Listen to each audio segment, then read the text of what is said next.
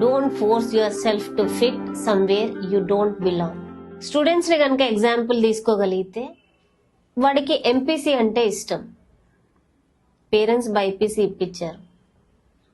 సరే బైపీసీతో కష్టపడదాం అనుకున్నాడు, డాక్టర్ అయిదాం అనుకున్నాడు, సీట్ రాలేదు. లాంగ్ టర్మ్ వెళ్తా మమ్మీ అన్నాడు, కుదరదన్నారు. ఫార్మసీలో జాయిన్ చేశారు.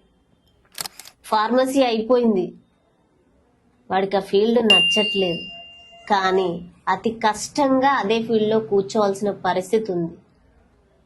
అంటే దీన్ని ఎట్లా చెప్పొచ్చు అంటే, ఆ పిల్లవాడు మానసిక స్థితి ఎలా ఉంటుందంటే, the parents are forcing me to sit somewhere that I doesn't belong to అనే ఫీలింగ్ వాడికి పక్కగా కనిపిస్తుంది.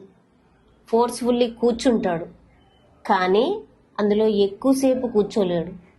ఫర్ ఎగ్జాంపుల్, ఒక వెల్లుల్లిపాయ తీసుకోండి, ఒక పాయ తీసేసి దాంట్లో తీసుకొచ్చి ఒక సంత్ర తొనని కనుక పెట్టగలిగితే ఆ టైంకి అది అందులో కూర్చుంటుంది. కానీ ఎల్లిగడ్డ లైఫ్ స్పాన్ వచ్చేసి ఒక నెల రోజులైనా పాడవకుండా ఉంటుంది. కానీ ఈ పొట్టు తీసిన సంత్ర ముక్క వచ్చేసి, దాంట్లో కూర్చోబెట్టిన సంత్ర వచ్చి ఒక 1 డేలో 2 డేస్లో పాడైపోతుంది.